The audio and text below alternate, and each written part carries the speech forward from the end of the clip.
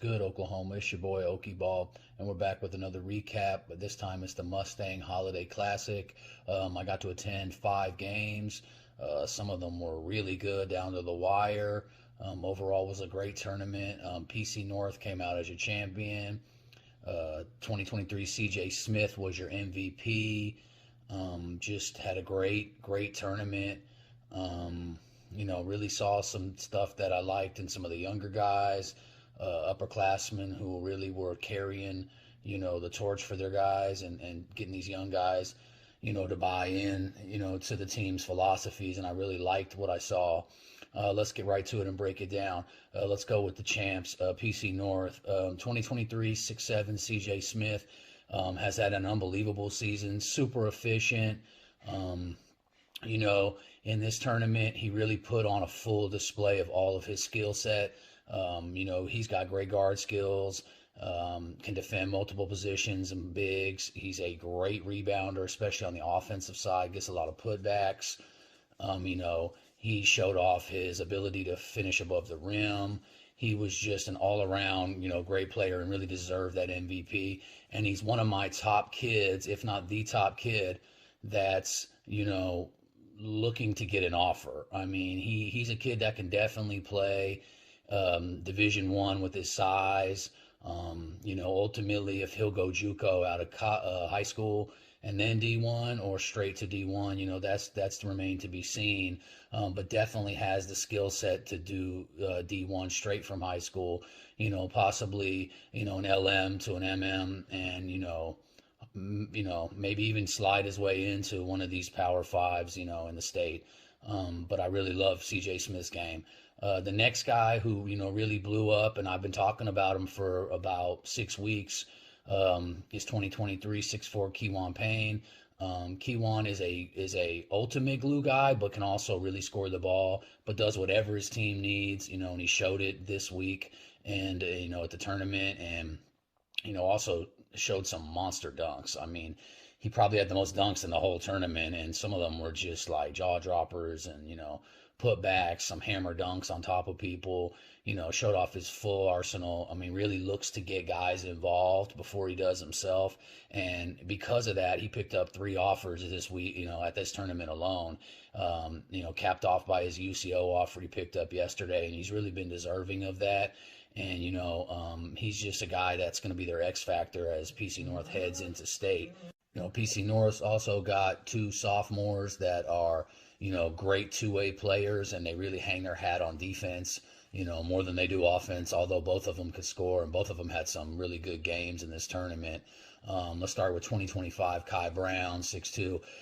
Kai really was the X factor that won them a game in this tournament. With his defense, he had a monster steal at the end of the game, and also a two-handed block that was really spectacular play. He got hot going. He's a lefty, crafty with the ball, but really loves to, lock down his man. And PC North sets him, and the next guy, 2025 Anthony Leonard, they put them on their guards, and man, those guys harass. Anthony Leonard is a very good player as well. He can finish at the rim, get shooting from the 3, but, like I said, they both really are just dogs on defense and really are going to help this team, come March as they make a push to, get to that gold ball. So that's PC North. Let's jump into the next team, which is Carl Albert. Carl Albert came into this tournament ranked number 1 in 5A and have had a very good season. They're another team, that's, predicated on juniors and seniors, mainly upperclassmen, and they've got some really good ones. 6'2", point guard Jordan England, great IQ, just makes the right winning plays all the time. I mean, J.E.'s one of those kids you look up and you're like, man, has he scored, or does he have like 6 points? And you look and he's got like 26. I mean, he just does it so smooth and efficiently, and also makes great passes and reads, great defender. Just a great player all around. Another kid that looks to get his recruitment picking up anytime. The next 2 guys are 2024 Quincy Hopkins, who's about 6'3", 6'4", real physical kid. He was our Okie Ball player of the game in one of the games. I think he had 19 points. I mean, he's just a kid that finishes above the rim. Probably had the best dunk of this tournament. which was, just on a fast break. I mean, he just, head top somebody, and it was really nice. But I mean, he's just a physical kid, another kid that hangs his hat on the defense, can guard perimeter guys, can guard post players because of his strength and his body size. He's just a kid that I really think is on the rise in that 24 class. And I believe he's going to have a monster, rest of the second semester, and also a spring and summer season that's really going to pick him up some offers, because the kid looks the part. He's super athletic, really intelligent. I love the interview I had with him. He's very well spoken, gave great answers, seemed like a really good kid. And, that along with his athleticism and his skill set, going to take him really far. The last kid is 6'7". He might be a little bigger than that. 2024 Jaden Mott, who's, one of the better rim protectors in the state, uses athleticism, blocks shots, had some great blocks in his game, can step out, face up, hit the perimeter jumper when needed, finishes around the rim, both hands, hooks left and right. He's just a really good prospect, has the size to, possibly get in there to a Division I. It's just right now in the recruiting, we'll see how that goes. But I mean, he's definitely got a chance to sneak in there in that 2024 class, which is super heavy with D1 kids. And, he's just going to add to that as his skill sets progress over the next, year or so. So I really look forward to seeing Jaden Mott continue to grow. And that's Carl Albert. Now let's get to the next team. And this team is super young. This team is Booker T. Washington out of Tulsa. Booker T, had a bunch of their good main guys graduate. So what did they do? They're rebuilding, retooling, however you want to say it, but they're still a great team. I mean, matter of fact, they knocked off Carl Albert in this Mustang Holiday Classic.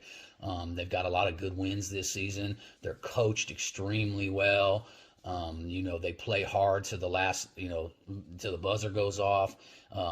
They're led by senior 2023 Ty Holman, who, I showed a couple clips of throughout the weekend, who, is a super athlete at about 6'2", has some nice crossovers, step backs, real athletic at getting to where he needs to get to and finishing, his shot, can block shots above the rim, just a kid that plays above the rim, and a really good athlete. I think he's a kid that, a smaller school in Oklahoma, needs to get on, JUCOs, NAIA, teams need to get on this kid and give him a chance and a look, because he is a, person that, can really guard elite guards in the next level because of his athleticism and his speed. He's a really good looking kid. I love Ty Holman's game, and looking forward to watching him. The next couple kids they have are, younger guys, which they play a lot of.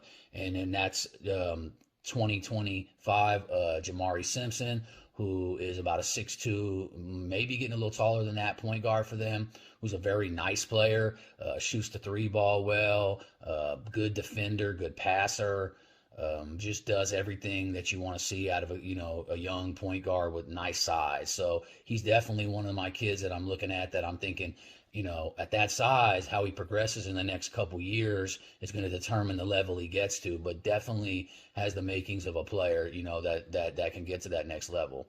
The other one is 2025 BJ Harris, who is another kid, like when we talk about physical bodied guards, he's a kid that, looks like he's a lot older than he is, physically mature, strong, finishes at the rim, can handle the ball, just an all-around great player for them, and it's just adding to them a young talent that they have. The last kid is 2026 Isaac Sanders. I had not seen him very much before.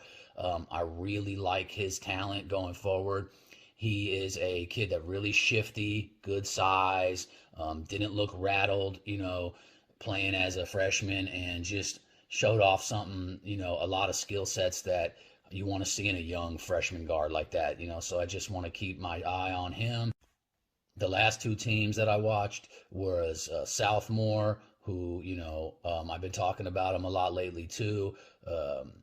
Jesse Ledbetter, 2024, 6'2", or as I call him, Jesse Bucket Getter, because that's what he does.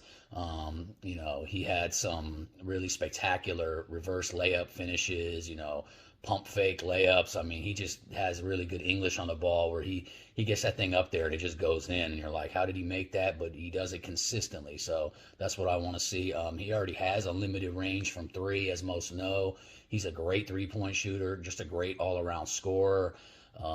Whether he projects to the one guard, two guard, I mean, that's to be determined. He can do a little bit of both. He looks really good off the ball, but he has a very nice handle. So, it's just depending on where he goes in the next, year or so, deciding on what position he's going to end up playing in college. But he just picked up an offer as well, I believe, from NOC Enid. So, had a really good tournament. And, when you produce and the coaches are there, and the right people are talking, all it takes is that performance and you get yourself an offer. It's not easy, but you just got to keep working. And as long as you produce and the right people are there, that's when, things happen.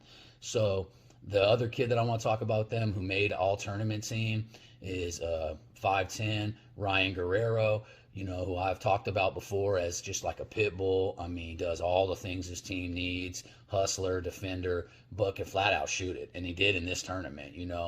He does whatever his team needs. So some games, he just gets steals and dives out of bounds, takes charges. And other games, he lights it up and is their leading scorer. So Ryan is a definite kid that can get in at that next level, and definitely, bring some hustle and heart and toughness to a program. So that's Southmore.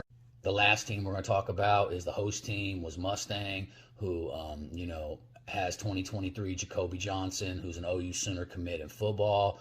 I joked with him and asked him if Moser was going to have a spot for him. And, he told me, hey, they're talking about letting me play both. And I personally told him do it, because there hasn't been a person I can remember in a long time. I'd have to look back, something like Julius Peppers maybe at UNC.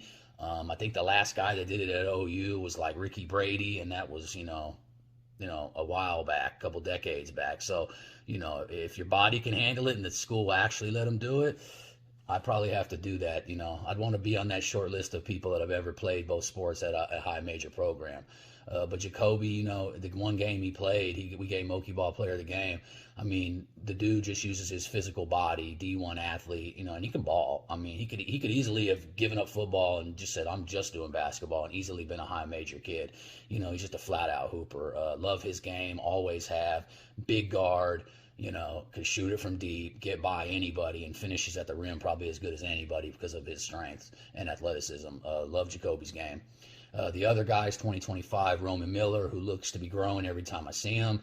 He's about 6'3", really a, prototype type off guard, has a really good handle, real creative with his finishes, bangs down low to get rebounds for his team when they need it, does a lot of the things you want to see from a young sophomore guard. Definitely a kid, Roman Miller, definitely a kid that's, stock is rising, and you just got to keep track of him. And I think he's going to have a big spring and summer. And I think I'm pretty sure he'll pick himself up some offers. I mean, it'll be this summer, The last kid is Jacoby Johnson's little brother, Jaden Johnson, who's a 2026, who, gave Mustang some great minutes off the bench. When he came in, he was like a little microwave. He was hitting, I think he hit 5 points real fast off the bench, and it helped them, at a time when they really needed it.